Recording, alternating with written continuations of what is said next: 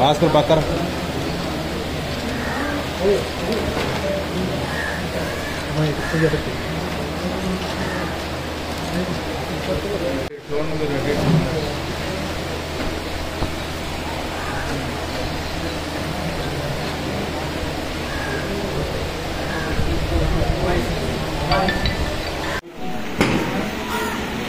Pamphlet అలాగే తెలిసింది. Last meeting కంటిన్యూస్గా కోఆర్డినేషన్ మీటింగ్ మరోసారి జరుపుకోవాలని నిర్ణయించారు.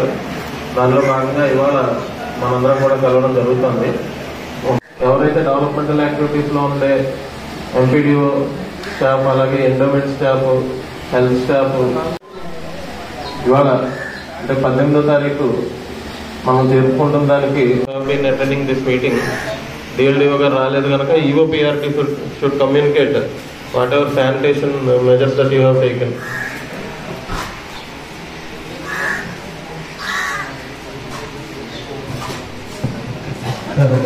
నమస్కారం సార్.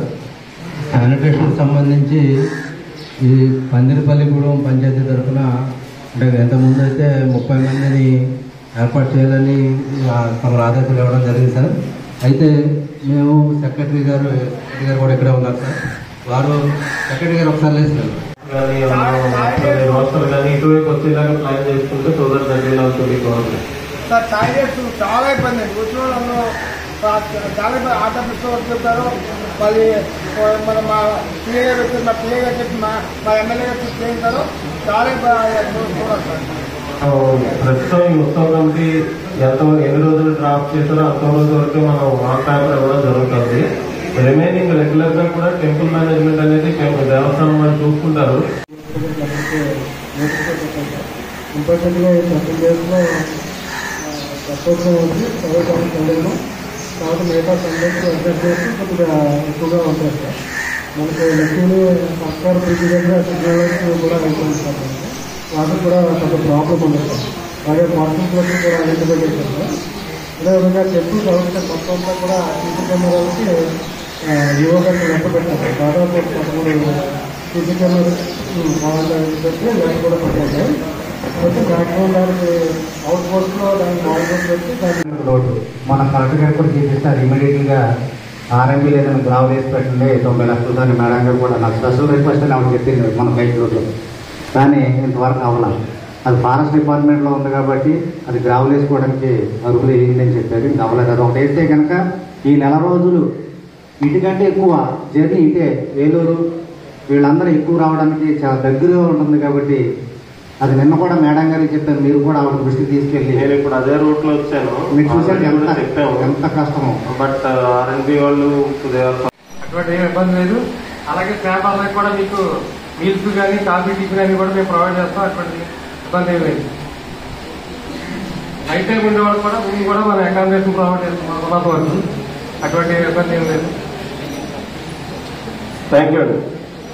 పులేటికోట గ్రామంలో వేయించేసి ఉన్న శ్రీ పెద్దింటి అమ్మవారి దేవస్థానం జాతర మహోత్సవాలు మార్చి 1వ తారీఖు నుంచి మార్చి 11వ తారీఖు వరకు అంగరంగ వైభవంగా జరుగుతాయి. దానిలో భాగంగా ఇప్పటికీ ఆర్టీఓ గారు ఉత్సవ కమిటీ చైర్మన్ గారైన 2 కమిటీ మీటింగ్లు ఏర్పాటు చేస్తున్నారు. ఈరోజు 2వ కమిటీ కోఆర్డినేషన్ మీటింగ్ రెండోది జరిగింది. దీనికి అన్ని డిపార్ట్మెంట్లు అనగా పోలీసు, రెవెన్యూ, ఫైరు, ఎక్సైజు, వివిధ శాఖల అధికారులందరూ కూడా హాజరయ్యారు.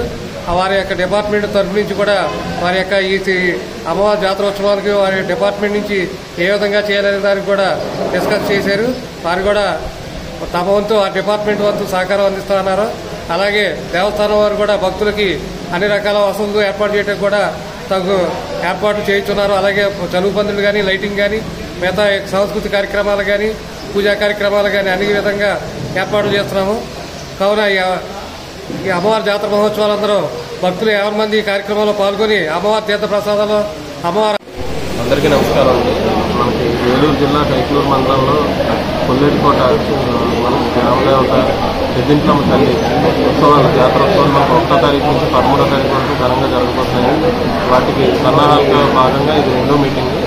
దీంట్లో మనం సంబంధిత అధికారులందరికీ కూడా సూచనలు, అలాగే వారికి ఎటువంటి పని చేయాలో వాటి పర్యవేక్షణ, ఈ రెండింటికి సంబంధించి మనం వాళ్ళ మీటింగ్ జరుపుతున్నాం. వీటిలో కొన్ని సూచనలు, అలాగే ప్రజల నుంచి, అనుభోగ్యుల నుంచి సలహాలు కూడా స్వీకరించడం జరిగింది. వీటిని మనం చర్చించి ఆచరణలో పెడతామని మా ప్రయత్నం మనం ప్రభుత్వ అధికారులుగా మేము చేస్తున్నాం. వాటికి ప్రజలు కూడా సహకరించాలి. ముఖ్యంగా ఇక్కడ అన్వాంటెడ్ ఆల్కహాల్ కన్సంప్షన్ కానీ, అసాంఘిక కార్యకలాపాలు కానీ, అలాగే వచ్చినప్పుడు భక్తిభావంతో బాధ్యతతో అందరూ మెలగాలని, అలాగే క్రౌడ్ మేనేజ్మెంట్కి కూడా మన పోలీస్ సిబ్బంది, టెంపుల్ సిబ్బంది అందరూ కూడా సహకరించాలని, మన ఆధ్యాత్మిక భావన ఉట్టిపడేలాగా ఆ ఉత్సవాలని దిగ్విజయంగా చేసుకుంటామని, అలాగే జంతు బలి ఇటువంటి వాటిని ఎంకరేజ్ చేయకుండా భక్తిభావంతో మనం ఉత్సవాలు జరుపుకోగలుగుతామని, అలాగే తెప్పోత్సవం ఇతర కార్యక్రమాల్లో కూడా పాల్గొని జయప్రదం చేయగలుగుతామని